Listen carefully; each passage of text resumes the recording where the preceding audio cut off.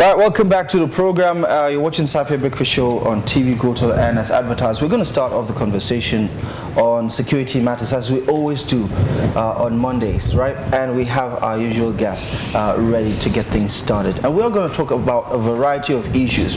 One of them being, of course, the letter or perhaps statement made by the Department of State Security, the DSS, highlighting that there are some criminal elements from within and outside the country who are trying to foment a religious war or conflict or crisis. You take your pick. They do not want the peace in the country, the relative peace, to continue to reign. And we do know how religion is usually used as a fuse to start a lot of ugly situations in the country. And of course, the recent activities of Boko Haram insurgents in their effort to continue to destabilize Nigeria has also been on the front burner. But of course, the Nigerian Army's efforts has been largely commendable over the past 48 to 72 hours in their efforts to recapture and reclaim some of these grounds that have been run by the Boko Haram insurgents. Of course, it will also feature some conversations around the activities of bandits. We heard about the death toll in parts of Kano,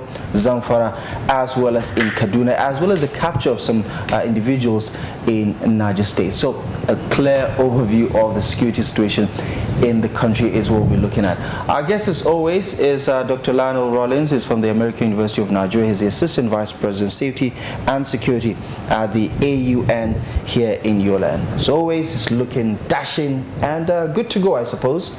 Good morning. Good morning. I hope you... Well, I don't know. What tribe is that? Machi. Machi is... Steve, right?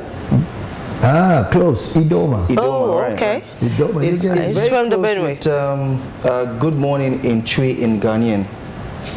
Very close. I knew that. Yeah, Of course, doctor knows that. Of course you do. Global citizen. Rawlins. Right. Rawlins. Anything Ghanaian, And Rawlins. There's a very slight likeness too. Resemblance. Physique, yeah. Family members. They. Great man. He was a good man, and my brother Jerry. He was very good. Yeah, he was a very good man. Good to see you, Doc. How was your weekend? Spectacular. The weekend was busy. You know, there's a lot of security matters all over Nigeria. So, and many times when there are a lot of things going on, I get consulted. So, it was busy. And we'll have to pick your brains on all of these issues, security related, of course. Let's start off with the big one, right? And it has to do with the DSS report, statement, characterize it however you want, but of course it's an information that is mind-boggling. A lot of Nigerians are very they're really anxious with statements like this, fomenting religious war or conflict. I mean, it has been here with us for a very long time. We've had pockets of clashes and killings sparked by religious situations in Kano, in Kaduna, in Plateau State, here in Adamawa State, in Benue, in so many parts of the country. However, though, what do you make of the DSS position on the current threat? Well, good one, and it's a good way to start this show because, you know, a lot of people. I spoke to a lot of people, and they said the DSS should not have broadcasted. They should have kept it secret. But I believe that the people are capable of receiving information and using it wisely. So. Even though some people think that they should have kept it secret, the people need to know. But the people deserve to know. They deserve to know, so they can, on their own, make their own decisions as what they want to do, and mentally and psychologically, arm themselves with information and what to do. So, my thing is, since they knew that. I hope that they went out and made some arrests. That's the whole point. The expectation. That's the whole point. And unfortunately, for people, it doesn't seem like a very logical, strategic thing to do. It's as if, as much as you're informing the people, you're also warning the plotters that we have our eyes on you, and then they're going to cover their tracks. I mean, isn't that a bit Well, the way things work in this, if they have the evidence and they know and they have the facts that they know that this person and that person, these people are trying to incite the country into rebellion and because they know that it's not good for the country. So no one wants that to happen. If they had facts and they had the information that these people were going to do it, they should have arrested them right there. Even if they were warned, they should have arrested them right there. And then from the letter he said that internal and external forces, it could be Nigerians who live abroad, who might be financially supporting it. It could be another country, it could be another group. It could be another group.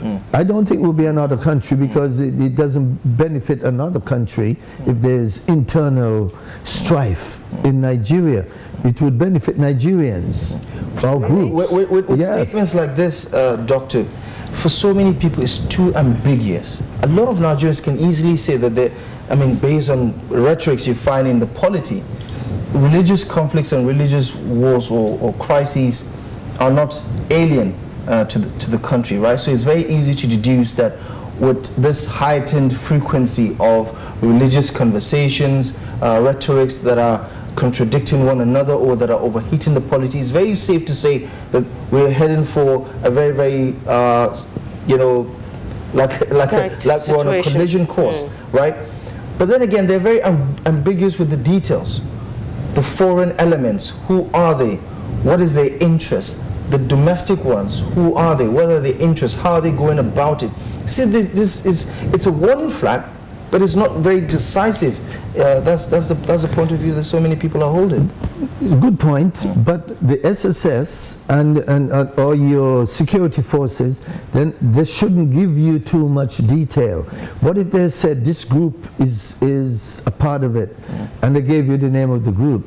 Then people might start attacking that group of people. So they give you enough information to warn you, but they do not give you enough information to arm you. But the information out there also might, tweak the minds of people as to what they really should believe from the information given by the DSS. Okay, if we say there are foreigners who are part of this particular plot, or Group A, B, C is part of it, and then we are not on top of the situation, what trust do you think the people will even, have to believe what the report is saying or what is expected of the DSS to do on their behalf? Well, what the DSS should have done is to say we are monitoring these people or we are going after them. We know where they are and we know what to do. Some words to that effect. That will give the people a little bit more of confidence and lessen the anxiety that's going on in the population.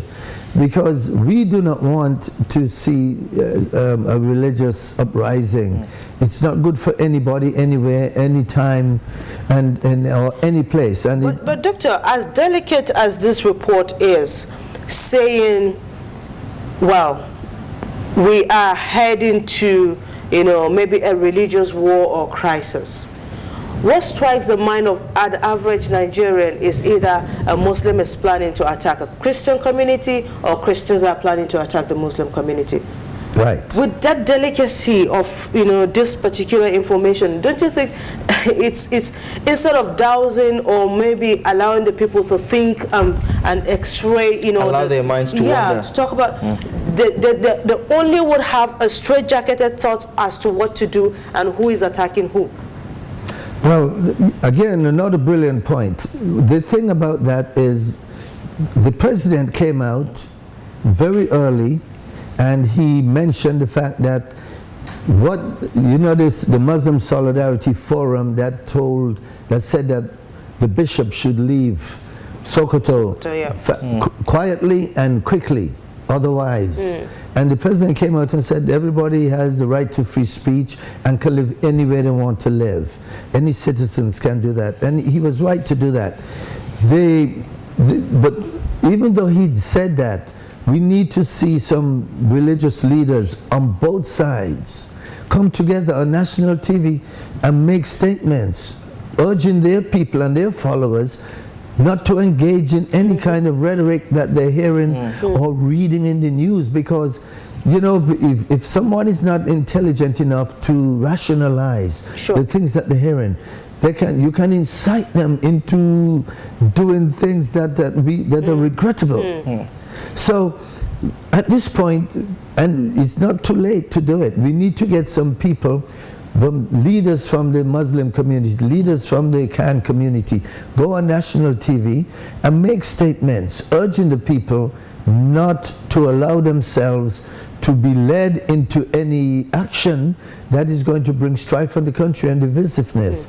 If they don't do it, we're going to be in trouble. They can't just sit back and say that this is going to wash away. Because if two armed groups, if two gangs are hurling insults at each other, the east side is hurling insults at the west is hurling insults at the east, pretty soon they're going to be killing each other. What in your view is the motivation for this possibly being a large-scale type of conflict or crisis? We have them in pockets, obviously, from different parts of the country, depending on the dynamics involved, right? Whether it's a farmers-herders clashes that gets the coloration of Muslim versus Christians, usually that is the case. Whether it's an ethno-religious crisis like the ones you have in Jos, in Kaduna, and things like that. What, in your view, is going to be the motivation for a wide-scale sort of conflict? Because we've seen it over and over before, but in bits and pieces. However, though, this report seems to be alluding to an even wider type of conflict. Good one. Remember, to use a term that I learned here, conflict entrepreneurs. There are people who believe in conflicts, and conflicts benefit them. They benefit from conflicts, whether it is politically, economically, financially, or socially, but they're benefiting. There are some people who are benefiting who would like to see the place always in turmoil and always there's an upheaval. Over the weekend, for example, we had some great successes by the military, but it was overshadowed by all of the other bad PR that happened in Kaduna, in Niger, all over the place, where people were kidnapped and killed and shooting. They killed a priest in Niger, the one who they kidnapped. So even though the army was doing very well and repelled an assault, killed a lot of Boko Haram, it got overshadowed by all the impending crimes that were committed elsewhere in the country. So these guys, whoever the conflict entrepreneurs are really going broad now. They're spreading their wings, they're spreading their tentacles all over Nigeria, and we have to stop that. What do they have to profit? Because you said, entrepreneurs, so clearly that means they're in it for a certain gain, right? And we know that the whole military agitated war is profitable. What do they stand to gain from this type of situation? Well, it could be, if it's political, then it shows that I can use it against you in the election. You don't know how to run your state. You don't know how to run your country. You don't know how to run your local government. I am going to make it better. Exploited. It could be politically exploited. It could be financial. Wherever people are dying and there's conflict, you need to sell weapons. You need to sell clothing, boots, all these things that they can get. And you can take that money and also expand the business elsewhere. If your area is overrun with banditry and conflict, you're going to sell. You're going to say, let me get out of here, and you can get a bunch of land for cheap. For cheap, right. So everybody benefits from these. That's why, again, I learned that term here, conflict entrepreneurs. And I've used it. I'm writing a lot of stuff, and I'm using that term. So I don't know. I'll give you the credit or you the credit. Okay. So, but I would want to, just take our minds back a little. In December 2020, there's been this, attack and attacks on communities, especially in this part of the country, in Borno axis, in Garkida area, and all of those places, which clearly shows more or less a resurgence of these attacks by Boko Haram, saying we are coming back stronger, we are coming back to attack your people and all of that, which is a clear signal to what the military should be doing and expected to, do in the coming year, 2021, to start preparing on better strategies, to taming situations like that and all. Do you think they really got the message, or was it just, let's do it the way we are used to doing it? No, actually, I think they have gotten the message. You know that new operation they launched in Yobe, and I can't say it in Hausa, but essentially it means we have you pushed us to our limit, or you pushed us to the wall. And that's very significant. The name of that operation is significant. Essentially, they said, we're not taking it anymore, and we are coming after you. And from the moment they launched that operation, they have seen a lot of significant gains. My only problem with that is they've done it before, where they've made some significant gains and successes, and then they backed off, and they just... They became lackadaisical and laissez-faire. So, and then the Boko Haram and the bad guys re-emerge, and there was a resurgence. So whenever the military backs off or slows down, these guys take advantage of it. And now is the time for the military to really hit the Boko Haram people hard, because we're in the dry season. But do you think they are re-strategizing, especially, I'm talking about the military now, right? Putting in place new tactics, new methods, new, whatever thing that is new, and not really doing the same old thing they do and not yielding results. Because the Boko Haram members are also not just sitting there without thinking of the next action to take or the next place to attack. So are we really or do we think the military have this, as part of their plan to start thinking of doing things differently so that we gain, more grounds than we used to? Absolutely, they are. They have to.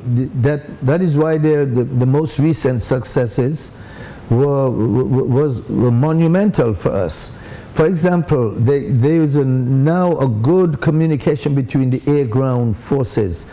As you saw over the weekend, when the military was attacked by Boko Haram, they got close air support. So they came in quickly. So that is an indication that they're now synergizing. There's another thing again, another attack where the Boko Haram went in to attack the troops. But the troops got information of them coming, good intelligence, and they were able to ambush Boko Haram while they came there to attack the troops. So they got good intelligence. They're getting it now. The air-ground team is working in synergy, but also the last attack lasted 20 hours, and that's when they called in the Air Force. If Boko Haram can engage a trained professional military for 20 hours of fighting, it tells you that Boko Haram as well, they're trained. They know what to do. Are we at this point underrating their capacity and their strategic ability to really continue this battle for an even longer time? Well, the battle is going to go on much longer. We're not going to get rid of Boko Haram yet, and I told you all this many years ago. But what's going to happen is, what we have underrated, let me put it like this, is Boko Haram. We've always thought of Boko Haram as a bunch of little boys that just pick up some villagers and put a gun in their hand. Well, Boko Haram has been trained, their commanders were trained by Al-Qaeda. And other people, other forces, ISWAP, have trained them. They all go to Burkina Faso and Mali and Libya to get trained and come back. And then the trainer trained the trainer. Doc, can Nigeria alone win this fight against the Boko Haram insurgency, given the volatility across borders, especially the fact that there is a lot of traffic in and outside the country, from Chad, from Niger, from Cameroon, and all these other neighboring countries? Can Nigeria do this alone? No, Nigeria cannot do it alone. The borders are wide open, and people are coming in and out of the borders. That is where a lot of the problem is coming from. Foreigners are coming through the borders. They come, they live, they kidnap, they abduct, they steal cattle, they rustle cows, then they go right back across the border. So Nigeria has to work in concert with Niger, with Cameroon, with Chad, and clean up that border. I'll tell you very seriously, if they put some good forces on the borders, you will stop the bad people from going out with things that they exploited in Nigeria, and you will stop them from coming in. And if the people on the other side, like let's say Niger, would stop the people who are coming out of Nigeria into their country to hide, you will see a significant reduction. We will keep them all here, and then you can kill them all here. Because that explains the difficulty in terms of the number, how they're able to regroup, how they're also able to replenish their arsenal, because we like to think that they closed out in Sambisa Forest, but as you said, they get reinforcement from outside the country easily. Easily too. But most recently, what I've noticed is the fact that most of our gains have come by way of the intervention of the Nigerian Air Force. A lot of it is because of the airstrikes, right? Does that in any way signal a change in strategy, that the cavalry is not able to do all of this alone? What you see from the Nigerian Air Force, when they fly above, they can see movements below, and they have the technology to spot them and tag them, so we know where they are and kill them on the spot. So working in synergy with each other is what is giving them now that edge.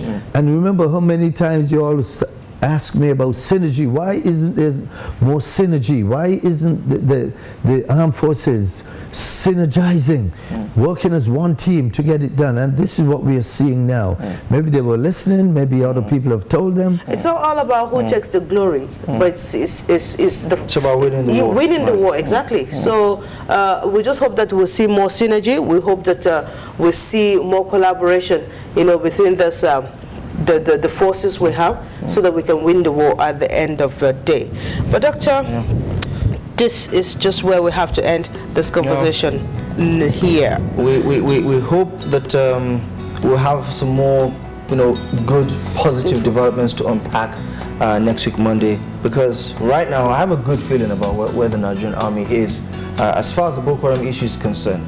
Bandits and kidnappers, on the other hand, which we didn't even talk about, is a whole different ballgame. But of course, we get to talk about these issues in the subsequent. Like I said, 2021 is going to be a better year for Nigeria. Are you a prophet now? Usually your predictions come through, so I'm not even going to challenge it. I'm just going to say aim into that. And thank you very much as always. You're looking radiant today. You are glowing.